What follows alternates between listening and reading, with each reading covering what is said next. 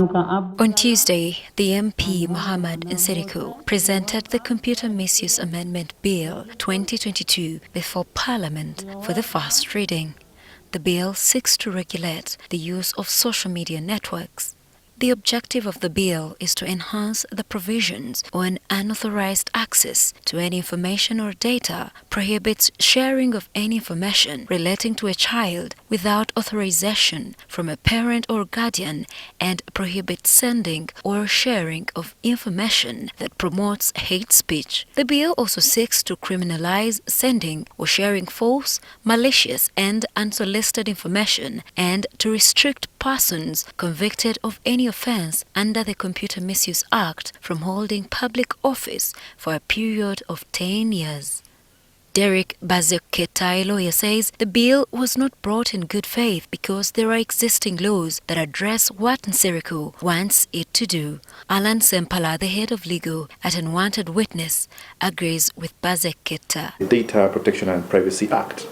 So we spent a lot of taxpayers' money debating that bill, passing it, gazetting it, and it's in force. So it deals with the issues of protection of information, of data. Data Protection Act right now, yes, needs amendment because it's not as punitive. We have a Data Protection Act that speaks of personal information for individuals, or call them data subjects. Already we have that act, so we don't need an amendment of the Computer Misuse Act. They cite implementation of the already existing laws as the biggest challenge. There's always been a problem of selective implementation of laws. And whereas on the face of it, this law would, if someone talks about hate speech, someone talks about unsolicited information, the problem is what will be hate speech for a particular group of people may not be termed as hate speech for others.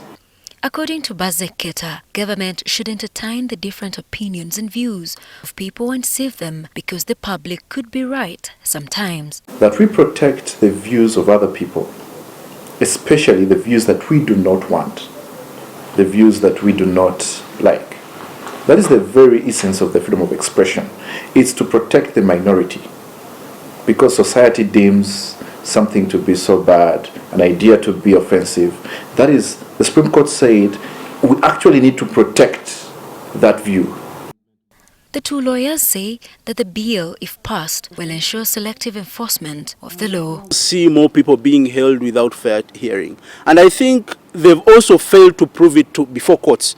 Because all the people they've taken to court using the Computer Misuse Act have actually won the cases. So they failed to prove before courts that actually there was offensive communication. Because you have to also deal with the issue of jurisdiction. This is a law that is intended to gag us. It's a law intended to stop us from saying what we think is right. It's intended to stop us from providing solutions. It's intended to shut us up. Alan Sempala foresees a worse social media environment enabled by this law. We will see more people expressing themselves under fake accounts because either way people have to express themselves. But also we'll see more people being held without fair hearing. Olivia Kumgisha, NTV News.